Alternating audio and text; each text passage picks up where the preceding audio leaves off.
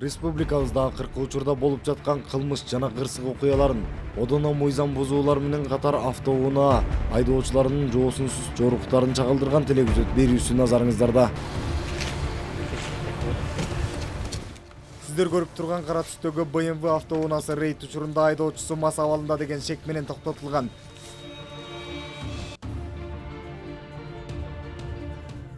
Токтоткон учурда айдоочудан аралыктан спирт ичимдигинин жыты келип жаткандыктан анын мас соосун тактоо максатында жакынкы наркология бөлүмүнө жеткирилди.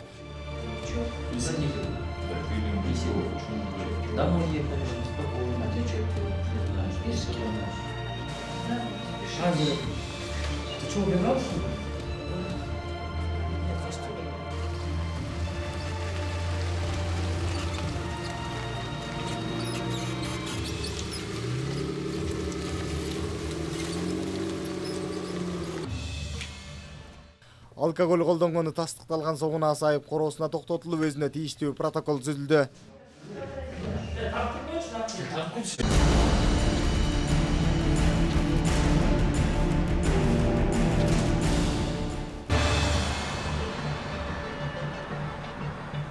Ал эми булак түстөгү Honda унаасын токтоткон учурда башкарып бара жаткан айдоочунун өздүгүн тактаган документ жанында жок болуп чыкты.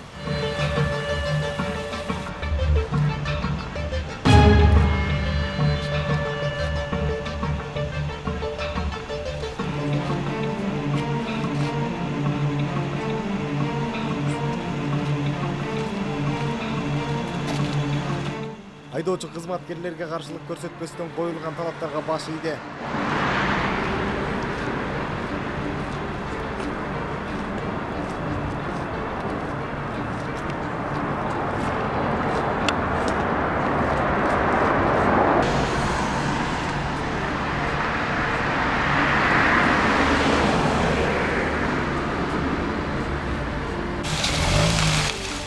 Жакынкы айып короосуна жеткирилип, өздүгү такталган согунаасы айып короосуна токтотулуп, өзүнө протокол түзүлдү.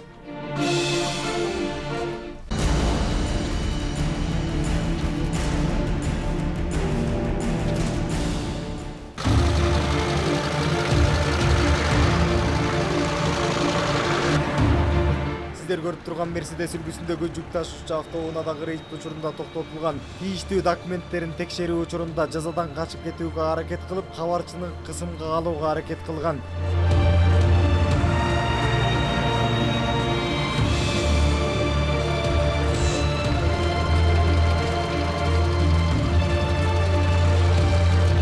Андан майнап чыкпасына көзү жеткен соң коюлган талаптарга баш ийди.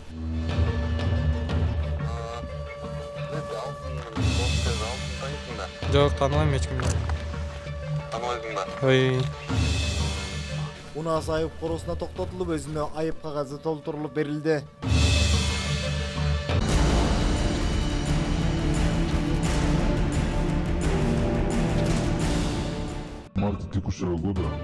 Үстүбүздөгү жылдын март айында Свердлов райондук ички иштер башкармалыгынын ыкчам кызматкерлери тарабынан борбор шаарыбызда баңгизаттарын жасап тараткан делип 1992 жылы туулган жаран кармалды. Убактылуу кармоо жайына киргизилип, териштирүү иштери уланууда.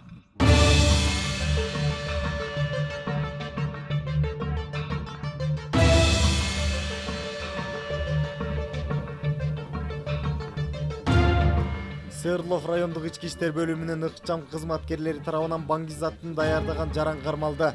Аталган жаранды колго түшүрүү маалында жанынан күрөң түстөгү зат табылган. Аталган кылмыш кылмыштардын бирдиктери реестрине катталып, 283-берененин негизинде кылмыш иши козголуп, тергөө иштери уланууда.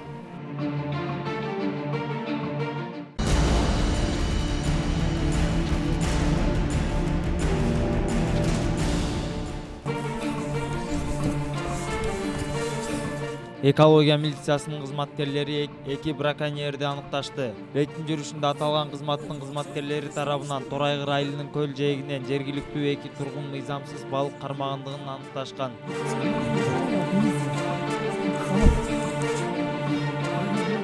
Милиционерлер 2 кылмышка шектүүделген жаралынан 26 даана сига лудога балыгын табышкан. Аталган факт Ысык Көл райондук ички иштер башкармалыгынын кылмыштардын бирдиктүү рейстерине катталып, кылмыш жана жаза кодексинин 310 беренеси менен кылмыш иши козголду. Эксперттердин корутундусунун жыйынтыгы менен жалпы чыгым 55 000 сомду түздү.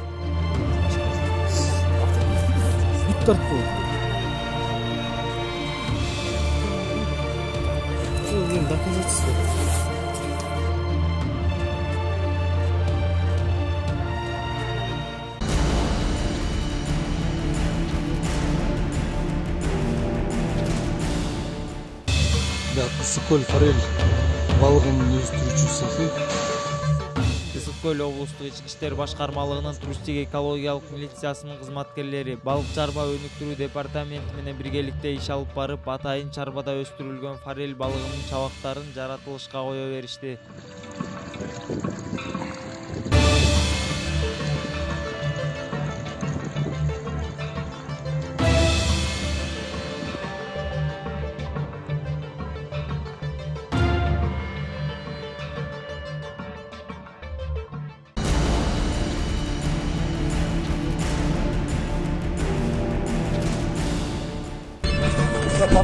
Октябрь райондук ички иштер башкармалыгынын ыкчам кызматкерлери тарабынан турак үйлөрдү тоноп жүргөн жарандар кармалды. Үстүбүздөгү жылдын 1-мартында Бишкек шаарынын тургуну арыз менен кайрылган.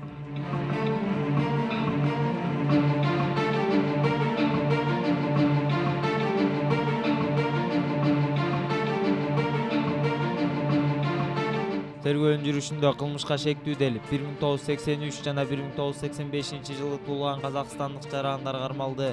Кылмыш жана жаза кодексинин 96 беренесине ылайык убактылуу кармоо жайына киргизилип, тергөө иштери уланууда.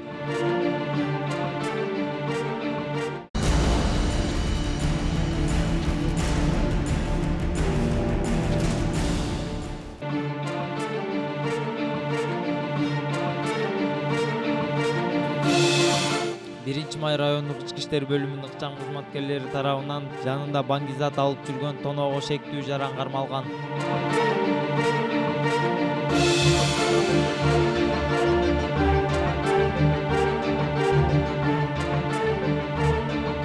Аталган жаран Борбор шаарыбыздын соода борборлорунун биринен телефон урдап кеткен. Бул факт кылмыштардын бирдиктүү рейстерине катталып, 205 берененин негизинде кылмыш иши козголгон.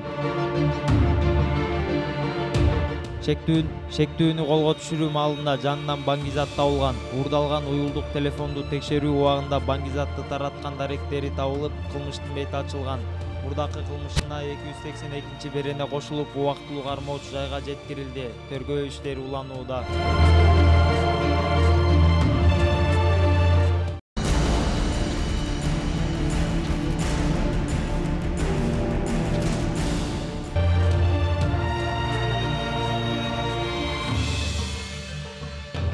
Октябрь райондук ички иштер бөлүмүнүн участкалык милиция кызматкерлери тарабынан мыйзамсыз баңгизатын таратып жүргөн жаран кармалды.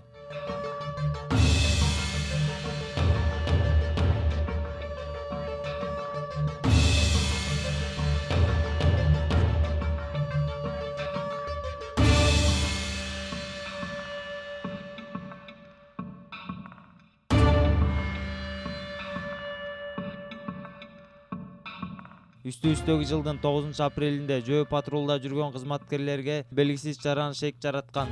Текшерүү убагында жанынан баңгизат табылып, таратып жүргөнү аныкталган.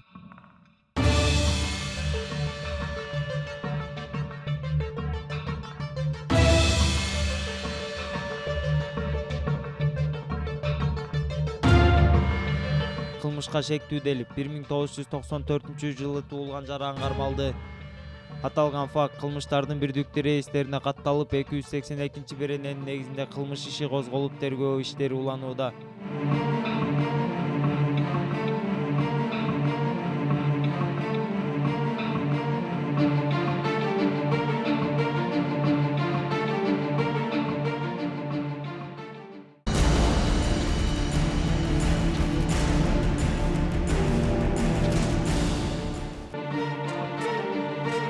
экранында көрсөтүлгөн. 1984 жылы туулган Айтерекова Ырыскүл аттуу жаран 2022 жылдын 25 январь Ысык көл районунун Жаркынбаева айылында жайгашкан үйүнөн чыгып кеткен бойдон кайра кайрылган эмес.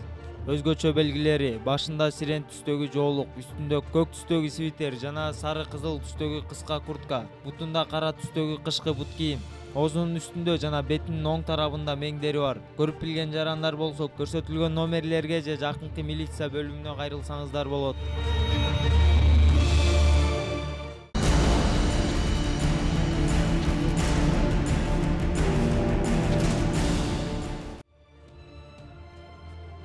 Жылы туулган Тигай Павел Алексеевич Аламүдүн районунун Ленин айылында жайгашкан үйүнөн үстүбүздөгү жылдын 18 февралында чыгып кеткен бойдон дайыны жок.